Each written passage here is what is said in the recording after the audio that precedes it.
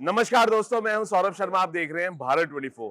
दोस्तों, जो शख्स आज मेरे साथ मौजूद है उनके लिए 4 लाइन लिखी है। उम्मीद करता हूं कि उनको पसंद आएगी। लेकिन सबसे पहले विक्रम भाई, बहुत बहुत स्वागत है भारत 24 में। Thank you. भाई, आपके लिए लिखा है मैंने, अदाकारी में जान, लफ्जों में असर। अदाकारी में जान, लफ्जों में असर, हर किरदार में बसता है एक नया सफर। हंसी में जादू, आंखों में जुनून, विक्रम कोचर है हुनर की एक नई धुन।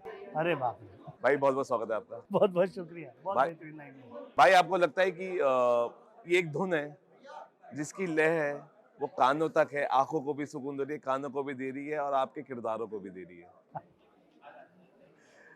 सही है।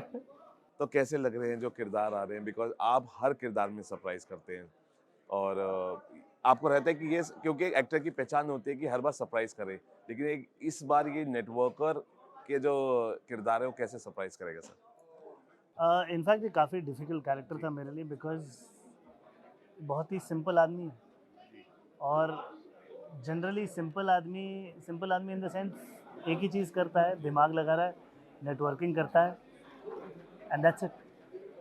तो उसका लेना-देना जीवन में ये है कि हर कोई इंसान इस दुनिया में पैसे कमा रहा है, उसका भी पैसे ही कमाने का जुनून है and there are so many people who are into the greed of money.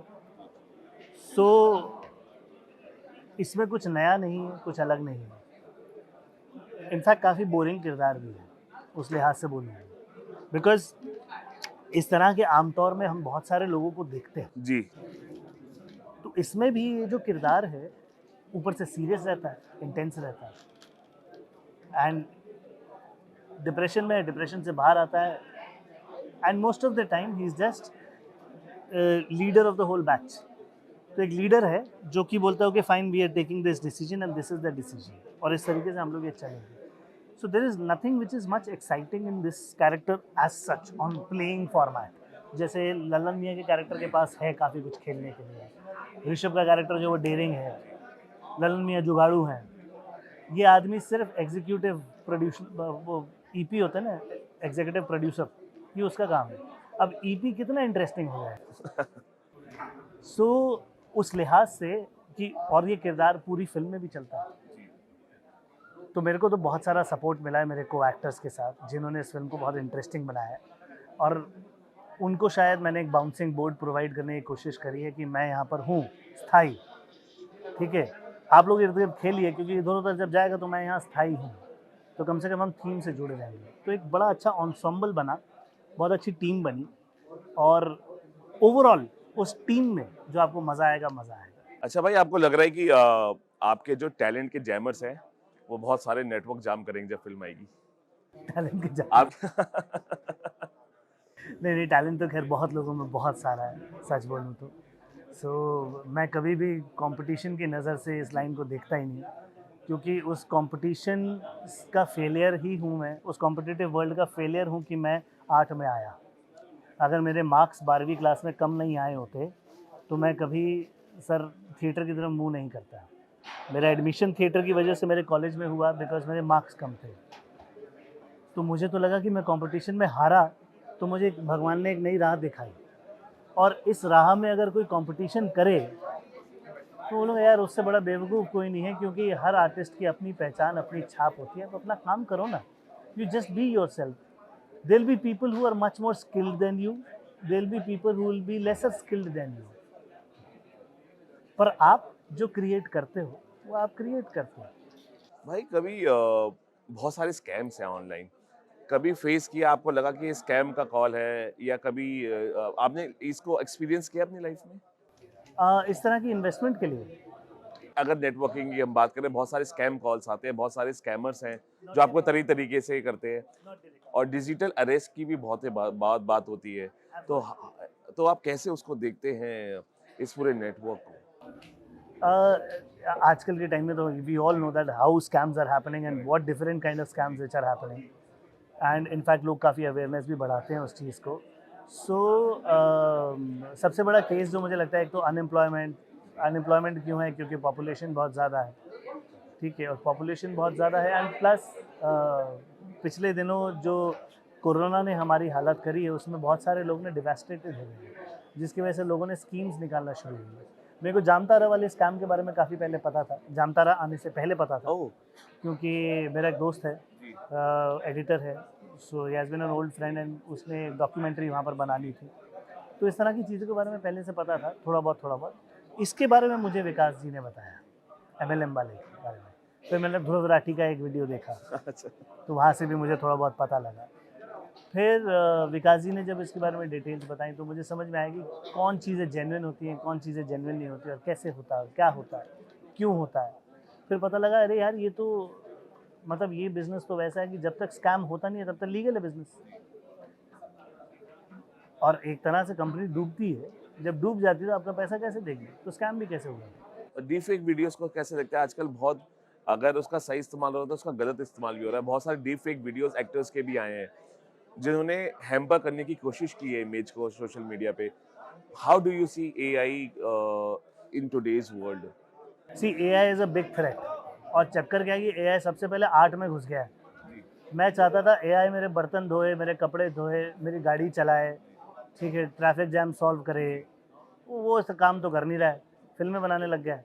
जी तो आई सी इट एज कि यार तुझे करना ही है, एआई को अगर करना है तो सबसे पहले हमारे बेसिक प्रोडक्टिव वर्क जो है ना वो करो। आर्ट जो है वो ह्यूमंस के हाथ में रहना, तो अगर एआई वो भी करने लग जाएगा, क्योंकि जी सबसे पहला धावा आर्ट पे ही बोला है जी एआई ने। मेरे बर्तन नहीं धो रहा है, मेरे किचन के बर्तन नहीं धो रहा है। बहुत सारे प्रोटेस्ट भी बाहर हमें देखने को मिले हैं। Yes, ji so that's what I say. कि I look at AI as that. कि it should be that. B, uh, AI will take away a lot of things from us, from the creativity part of it.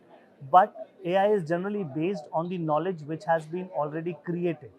So it might be an exciting thing for corporates जो कि formula based फिल्में बनाते हैं, formula based series बनवाना चाहते हैं। वो business कर रहे हैं, उनको एक कंपनी है अमेरिका से आई हुई इन्वेस्ट कर रही है, उसको उसका रिटर्न चाहिए। सो लेटर ऑन मुझे लगता है कि AI will become a very expensive affair, because जैसे वीएफएक्स वगैरह चीज़ें आ गई तो ये एआई भी बहुत ज़्यादा एक्सपेंसिव हो जाएगा, उसकी कॉस्ट ज़्यादा हो जाएगी। And the moment it will get costly, so still the small budget films will survive. I don't think so.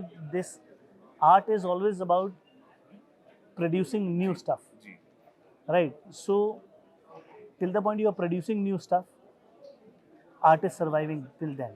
But AI से जो प्रोडक्ट वाली मार्केट है उसकी बैंड बजेगी। क्यों? क्योंकि वो फार्मूला बेस्ड है। वो लोग क्या है, वो केपीएमजी जैसी कंपनीज के साथ मिलके वहाँ से डेटा कलेक्ट करते हैं, उस डेटा के बेस पे स्क्रिप्ट फॉर्मेट कर रहे हैं। भाई लेकिन आप जो पहले देख चुके हो, जी आप वो दोबारा क्यों देखोगे? मुझे काफ़ी सारी फिल्में के ट्रेलर्स ऐसे दिखते हैं कि अरे यार ये तो मैंने पहले देखा था, ये वाला शॉट तो मैंने देखे हैं, तो इसको दोबारा क्यों दिखा रहे हो? क्योंकि एक बारी मैंने सीटी बजाई थी, भाई उस समय मेरे लिए वो नया था। बिल्कुल अब आप दोबारा वही क्रिएट करके मेरे सामने, तो मैं दोबारा क्यों सीटी बजाऊंगा? जब पहली बार हेलीकॉप्टर शॉट हमने धोनी का बिल्कुल देखा तो बिल्कुल हमने बोला वाह, वाह उसका हर दूसरा आदमी तीसरा आदमी हेलीकॉप्टर शॉट मारा है। जब हमने पहली बार डिविलियर्स को देखा खेलते हुए, उसके बाद सूर्य कुमार यादव को देखा खेलते हुए, हमें लगा वाह। और उसके बाद फिर मारने लग गए तो हमें लगा अच्छा, oh this is a reverse sweep, oh this is a chuck, this is that, this is that. There is no craze which is left in that until it is very live. So live का जो format है, जैसे theatre हमेशा से मर रहा है पर मरा नहीं है ना, जी बिल्कुल वो हमेशा ऐसे ही मरता ही रहेगा पर कभी मरेगा नहीं। क्यों? क्योंकि people want to see something which will connect them with truth. Correct Can, I do not know, can AI get that truth? Can AI get that truth? AI is a planned stuff and truth कभी planned नहीं होती। अच्छा भाई आपको लगता है हम stardom की बात करते हैं लेकिन स्टारडम एक अच्छी चीज भी है लेकिन क्या आपको लगता है कभी कभी स्टारडम अकेलापन भी लाता है? बिल्कुल लाता है। It's like it's generally lonely at the top. जी ऑफ कोर्स लाता है, but I think stardom is बहुत खतरनाक चीज़ भी है, बिकॉज स्टारडम मेरे हिसाब से वो है जब आपका सड़क पे निकलना मुश्किल हो जाए, that is called stardom, right. और जब आप सड़क पे निकलोगे नहीं तो आम जीवन आप देख नहीं पाओगे। जब आप आम जीवन देख नहीं पाओगे तो आपके ड्राइंग रूम में जो आप फिल्में देख रहे हो आप उन्हीं का रिप्रोडक्शन करोगे, तो आप एआई जैसे हुए ना। भाई आप उस खुश नसीब लोगों में से है जिसको अब्राहम का बना केक खाने का मौका मिला। कैसा सा स्वाद और कैसा था एक्सपीरियंस, वो केक पूरा केक जैसा कल्चर। था। ना ना, it was all culture inside Mannat. नहीं नहीं, it was very simple, it was a father son. I think Shahrukh sir loves his son a lot. Abram से बहुत ज़्यादा प्यार है। मैं इनफैक्ट उनके बड़े बेटे से भी मिला, वो सेट पे आया था तब मिला, तो उन्होंने तब इंट्रोड्यूस भी करवाया था। So I think he is somebody who is full of love. He is so much capable of giving love to people and he has endless love inside himself, Shahrukh Paji, which is immensely good. And वही प्यार है जिसके नतीजे में I think fabulously he is raising his kids. It can be, मतलब of course बाहरी या कम कमाने वाला आदमी अगर उसे कंपटीशन वाली नज़र से देखता है, जो जनरली ज़िंदगी में हमें एजुकेशनल सिस्टम से ही सिखाया जाता है, तो हमें लगता है कि हाँ वो तो वैसा है या ये वैसा है वैसा। बट मुझे लगता है कि he is a family man and he loves his family a lot and he is capable of giving love to so many people. He gives love to his fans so much. भाई, डंकी की shooting के दौरान शाहरुख की कौन सी आदत ने आपको सबसे ज्यादा सरप्राइज किया? Surprise. Ji. He is very humble. Humility. जो मुझे मालूम था, पर इतने humble होंगे मुझे पता नहीं था, क्योंकि humility के साथ he is helpful and you dare give a suggestion to a star and he dare ego पे ले listens to जाते it. लोग। वो सुने, उन्होंने मौका दिया, वो सुने, आपने किया, अलाउ भी किया। he is not insecure, he is humble. और ये बहुत कम लोगों में देखने को मिलता है, स्टार्स में। हाँ, he might be a very good businessman, right, which should not be confused by insecurity. He is not insecure. भाई, अगर आपको सेक्रेड गेम्स का कोई और किरदार निभाने का मौका मिले तो किसे चुनेंगे और क्यों? एक्चुअली बड़े इंटरेस्टिंग किरदार है, पर मुझे बंटी का किरदार करने में बड़ा मजा आएगा। अच्छा सर, इंडस्ट्री में ऐसा कौन सा सीक्रेट है जो आपको पता है लेकिन कोई खुलकर नहीं बोलता? क्या क्या क्या? इंडस्ट्री का ऐसा कौन सा सीक्रेट है जो आपको पता है लेकिन कोई खुलकर नहीं बोलता? इंडस्ट्री का ऐसा कौन सा सीक्रेट है जो मुझे पता है? लेकिन कोई खुलकर नहीं बोलता। जुगाड़ जान पहचान जो है वो काम करती है यार, हर प्रोफेशन में करती है, यहाँ पर भी करती है। थिएटर, वेब सीरीज और बॉलीवुड, कहाँ आपको सबसे ज्यादा मस्ती करने को मिली? थिएटर, बॉलीवुड और वेब सीरीज।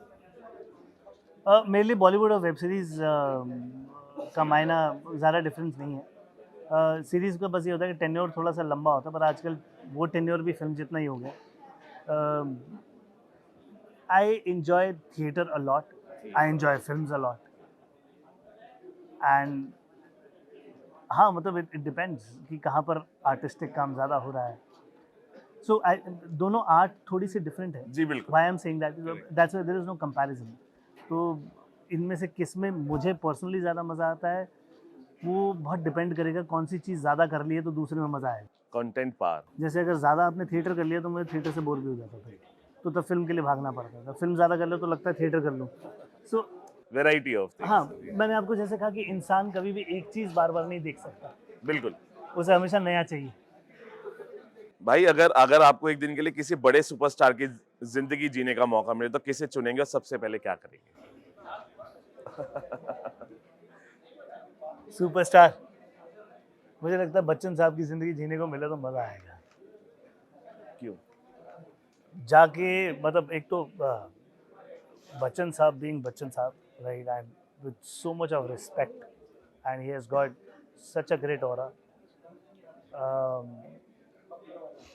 बहुत फैसिनेटिंग ये है कि we call him legend because of reason, because he has been at top since long. Downfall के बाद भी टॉप पे आए एंड मुझे ये देखना है कि जब आप एक कदम रखते हो तो दुनिया आपके हिसाब से कैसे मूव करती है। भाई, इंडस्ट्री में कोई इंसान जिसे आप बहुत इम्प्रेस है लेकिन कभी उन्हें बताया नहीं? बहुत है, बहुत है। अगर आप दो बोलूंगा, दो, बिल्कुल बिल्कुल। एक्चुअली तीन है। पर एक तो मेरे टीचर हैं तो उनको तो मैं वैसे डायरेक्टली जाके बोल ही सकता हूँ कभी भी। मैं मतलब इरफान साहब नहीं रहे, उनका नाम इसलिए नहीं लेंगे, इसलिए नहीं लूँगा उनका नाम। नसीर साहब से मैं बहुत इम्प्रेस्ड हूँ वाह। और नवाजुद्दीन सिद्दीकी से मैं बहुत इम्प्रेस्ड हूँ। फीमेल्स में I am highly impressed by Konkona Sen, पर मेरी मुलाकात ही बहुत ऐसी रैंडम हुई है, मतलब फेस टू फेस नहीं मिला, but highly impressed by him. What an amazing director and an actor. भाई छोटे से रैपिड फायर है, बहुत जल्दी खत्म करेंगे। शाहरुख खान या अक्षय कुमार किसके साथ दोबारा काम करना चाहेंगे? दोनों के साथ। जी। सबसे बड़ा डर ऊंचाई, अंधेरा या कैमरे का क्लोजअप? ऊंचाई थोड़ी, मतलब इन तीनों में से अगर कुछ चुनूं तो ऊंचाई। ऊंचाई। डायरेक्टर की सबसे अजीब डिमांड जो आपको याद हो, सेट पर सबसे ज्यादा मस्ती कौन करता था? मतलब डायरेक्टर की सबसे अजीब डिमांड जो आपको पसंद हो, जो याद हो, जो डायरेक्टर ने कहा ऐसे करा हो। एक डायरेक्टर ने बोला यार पबजी का गेम खत्म हो जाए फिर करते हैं शूट, रात के 3 बज रहे थे मैं ऐसे, वो अपना गेम खत्म कर रहा था, वो नेटवर्क पे खेल रहा था, तो खत्म कर। But amazing director he is, बहुत बढ़िया डायरेक्टर, रुचिर अरुण नाम है उसका, and I love that man. अगर एक दिन के लिए गब्बर सिंह बनना हो तो पहला डायलॉग क्या होगा? ये हाथ अपने पास रख ले ठाकुर, उससे कुछ फर्क नहीं पड़ेगा। सबसे अजीब फ्रेंड रिक्वेस्ट क्या मिली? सबसे अजीब फ्रेंड रिक्वेस्ट क्या मिली? फैन रिक्वेस्ट या फैन रिक्वेस्ट या कुछ नहीं, मेरे बच्चे को गोदी में रख के फोटो खिंचवा से होता है। कौन सा कोई एक्टर दुकान पे बुलाता है, कोई कुछ करता है, बट हार्डली, बट हाँ ये बच्चे वाला तो बहुत हुआ है। आपने जिनके साथ काम किया, कौन सा एक्टर लेट आता है सेट पर, को स्टार जिसके साथ आपने काम किया हो? I hardly seen anybody coming late, मतलब शाहरुख सर का एक टाइमिंग है, 1 बजे तक आते हैं वो, एंड कपिल शर्मा सुबह आ रहे थे 8 बजे, शाम को 8 बजे किया शूट। ओ, हम लोग सेट पे सो गए। That's what I remember. एक एड फिल्म थी उसके लिए, मेरे ख्याल से अपने शूट पे नहीं आते होंगे, एड फिल्म को सब ऐसे ही रखते हैं ना। अगर आपका बायोपिक बने तो कौन उसको निभाएगा? मेरे बायोपिक को, अरे बाप रे, ओ शिट, अच्छा मैं अगर किसी एक्टर आपके का ऊपर नाम, बायोपिक बने तो आप किससे चाहते हो आपके बायोपिक में किरदार निभाए? मनोज वाजपेयी। Wow, legend. अगर बॉलीवुड में एक चीज बदल सकते हैं तो वो क्या होगी? टैलेंट के बेस पे आप रोल में सूट हो रहे हैं कि नहीं हो रहे, मैं तब आपको लूँ। बदल सकता हूँ तो ये बात बदल दूंगा, पर मैं बदल नहीं सकूंगा। भाई एक आखिरी सवाल, आपको लगता है कि जो स्टार पावर है, पोस्टर बॉयज हम जिनको बड़े बड़े स्टार्स, आज अगर एक अगर आज कोई एक अच्छा किरदार आता है, हर इंसान को ऑडिशन देना चाहिए? क्योंकि बड़े बड़े the people who are born with silver spoons, कई बार लगता है नहीं ऑडिशन नहीं है, वी आर परफेक्ट। क्या आपको लगता है कि हर किरदार के लिए एक ऑडिशन बहुत जरूरी है, जो बड़े बड़े स्टार्स कई बार नहीं करते? देखिए जब कमर्शियल चीज़ आ जाती है लाइफ में, तो कमर्शियल चीज़ जो है वो सिर्फ पैसे का खेल है। इट इज़ ऑल अबाउट कि कौन मनी का रिटर्न देगा। सो उस टाइम पे मैं ऑडिशन नहीं कर सकता।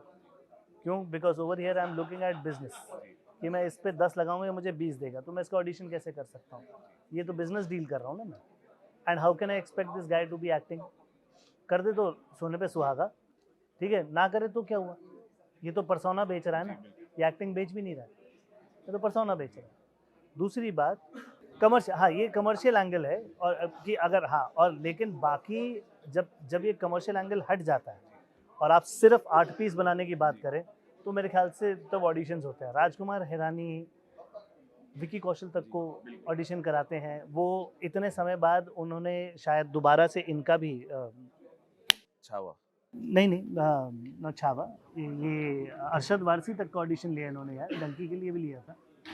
he keeps auditions for these guys also because he wants to see at his characters, मतलब कि उनके कैरेक्टर्स कैसे लगते हैं। जाहिर सी बात है शाहरुख सर के साथ नहीं किया, क्योंकि Shahrukh sir is producing the film along with, correct. So it's a different collaboration all together. Otherwise मुझे लगता है कि यस, होना तो यही चाहिए भाई, whoever suits the part, whether it is your film or somebody else's, things should happen for the film. भाई क्योंकि आप बहुत इमोशनल पर्सन हैं, ऐसा लग रहा है आपकी बातों से। सबसे इमोशनल मोमेंट क्या रहा था अगर आप फैन से डिस्कस करें? क्योंकि this is one part which people doesn't see sometimes. क्या विक्रम बहुत इमोशनल है, और इमोशनल मोमेंट क्या है वो विक्रम का अपनी ज़िंदगी का सबसे? काफ़ी सारी चीज़ें हैं, मतलब मैं अपने किरदारों को जब निभाता हूँ तो उनसे मेरी एक इमोशनल अटैचमेंट बहुत होती है, और इनफैक्ट उनका कुछ अंश है जो कि मेरे साथ रह जाता है, जो कि कभी-कभार ख़राब भी होता है, कभी-कभार अच्छा भी होता है। कुछ आदतें रह जाती हैं, उनसे जूझना या उसका आप आफ्टर इफ़ेक्ट कह लीजिए, वो एक चीज़ रहती है। एंड जैसे संकी पांडे का किरदार जिया, जी। तो काफ़ी सारी चीज़ें हैं जो उसकी रह गई, जी। वो मेरे अंदर मेरी पर्सनैलिटी को बदल गई। तो इमोशनल चीज़ें इमोशनल चीज़ें तब होती हैं जब मुझे अपने किरदारों को मारना पड़ता है, when they die. And there are lot of other things also, जो कि जैसे अभी हाल फिलहाल में एक किरदार कर रहा हूँ, वो पर्वर्ट है दिमाग से। मुझे नहीं पता मैं अपने आप को कितना डैमेज करूँगा उसके लिए, क्योंकि मैं डर रहा हूँ उस कैरेक्टर को अप्रोच करने में, पर वो कैरेक्टर है इतना इंटरेस्टिंग। वो pervert to the highest order है। आप जो इतना गंदा सोच सकते हो, वो उससे 10 गुना ऊपर गंदा सोचता है। तो मैंने जब उसकी बैक स्टोरी लिखी है, मेरी फैमिली लाइफ को अफेक्ट करता है ना वो, मेरे दोस्तों को अफेक्ट करता है, मेरी दोस्तियाँ, मेरे लोग, मेरी बातचीत, मेरी ज़बान, सब टॉस पे चली जाती है। भाई बिल्कुल, ये बहुत इमोशनल मोमेंट होता है किसी भी एक्टर के लिए, लेकिन मैं आपके लिए बस इतना कहना चाहूँगा, आप सच में बॉलीवुड के जैमर हैं, जिन्होंने अपने नेटवर्क से ना बहुत सारे जैम कर दिए नेटवर्क। और ये नेटवर्कर एक ऐसी फ़िल्म है, जब निकल के आएगी, तो मुझे लगता है कि बहुत कुछ जैम होगा और एक किरदार ऐसा निकल के आएगा जो सीरियसली बहुत। बोलूँ, मैं हम लोगों ने बहुत एक्सपेरिमेंट किया है इसमें, एंड नहीं मिलता है मौका एक्सपेरिमेंट करने का, लोग डेयर भी नहीं कर पाते एक्सपेरिमेंट करने करेक्ट। का। Thanks to Vikas Malik ji, that he has provided that platform. Thanks to Vikas Vishwakarma, जो हमारे डायरेक्टर हैं, that he was able to listen to all the suggestions which I was able to give, wow! And we could discuss it like a whole team. तो हमने जान तो बहुत लगाई है, हमने 16-16, 18-18 घंटे की भी शिफ्ट्स करी हैं, कभी-कभार 2-2 दिन भी शिफ्ट्स करी हैं। So and we have found possibilities, because बहुत सारी चीज़ें हैं जो पैसे को लेकर, समय को लेकर नहीं हो पाती हैं, तो उनमें कॉम्प्रोमाइज़ेज़ होते हैं, but we find different solutions to it. तो कैसे-कैसे शूट किया है, कहाँ-कहाँ शूट किया है, and we have made scenes. तो आप जब फ़िल्म भी देखेंगे तो आपको लगेगा यार इतना रियल कैसे है एट पॉइंट्स।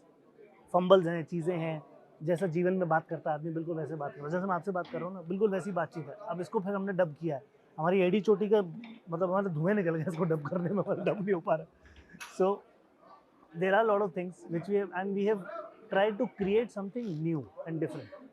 आई होप ये वर्क करे, but it's an experiment. I am not sure shot about it, because ऐसा पहला कुछ मैंने देखा नहीं, ये अलग है। भाई बिल्कुल, हमसे बात करने का शुक्रिया। हम ये कहेंगे कि जो आपका जो एक्सपेरिमेंट है, वो किसी साइंटिस्ट से कम नहीं होगा, बिकॉज़ जो एक्टर है, he is about, he is like a scientist जो एक्सपेरिमेंट करता रहेगा, और एक्सपेरिमेंट अगर होंगे, तो वो मुझे लगता है कि कुछ नया देंगे, अलग देंगे और लोगों को पसंद आएगी। थैंक यू भाई टॉकिंग टू अस। फिलहाल अभी के लिए इतना ही। आप बने रहिए बार 24 के साथ।